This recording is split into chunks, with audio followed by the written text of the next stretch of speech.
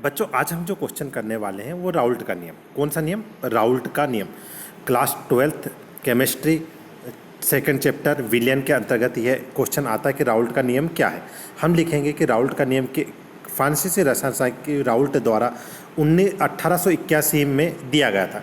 इस नियम के अनुसार यहाँ से लिखना चालू करेंगे आप। इस नियम के अनुसार किसी ताप पर वाष्पशील द्रवों के विलयन के लिए विलयन में प्रत्येक अवयव आंशिक वाष्प दाब उस शुद्ध अवयव के वाष्प दाब और उसके मोल अंश के अणु अंश के गुणनफल के बराबर होता है। यही क्या है? राउल्ट का नियम। एक बार फिर से दोबारा देखते हैं हम राउल्ट का नियम। इस नियम के अनुसार किसी ताप पर वाष्पशील द्रवों के विलयन के लिए प्रत्येक अवयव आंशिक वाष्प दाब उस शुद्ध अवयव के वाष्प दाब और उसके मोल अंश और अणु के गुणनफल के बराबर होता है। यह हमारा कौन सा नियम है? राउल्ट का नियम।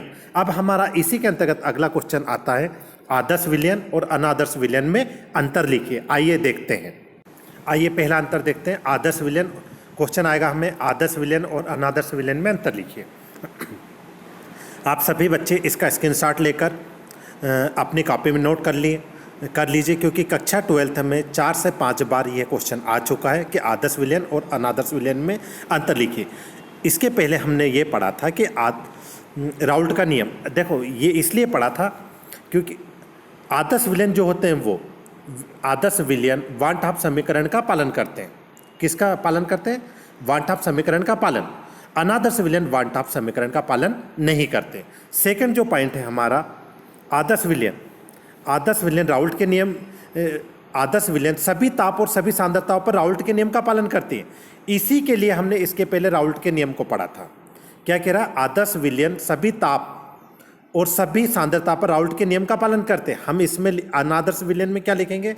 अनादर्श विलयन में हम लिखेंगे कि अनादर्श विलयन राउल्ट के नियम का पालन नहीं करता है। तीसरा जो हमारा पॉइंट है, del V mix MIX mix का मान 0 होता है। चूंकि इस प्रकार के विलयनों को मिलाने पर आयतन में कोई भी परिवर्तन नहीं होता है। यहाँ पर del V mix not equal to 0, यहाँ पर ये मिक्स जो लिखा है इसको आराम से कर्सर की जगह आप डायरेक्ट उसमें लिखना इंग्लिश में MIX, ठीक है। अब आप देखेंगे तीसरा पॉइंट, डेल H एंथैल्पी का मान 0 होता है। आदर्श विलयन में क्या दिया है? डेल H का मान 0 होता है। अनादर्श विलयन में डेल H का मान 0 नहीं होता है। आदर्श विलयनों के वाष्प दाब शुद्ध अवयवों के मध्य होते हैं। अनादर्श विलयनों के वाष्प दाब शुद्ध अवयवों के मध्य नहीं होते। एग्जाम्पल, आप एग्जाम्पल जरूर लिखना। बेंजीन और टॉलुइन। आदर्श विलयन का उदाहरण क्या है? बेंजीन और टॉलुइन। बेंजीन का सूत्र होता है C6H6, टॉलुइन C6H5CH3। इसी प्रकार से क्लोरोबेंजीन और ब्रोमोबेंजीन इसका उदाहरण आदर्श विलयन का।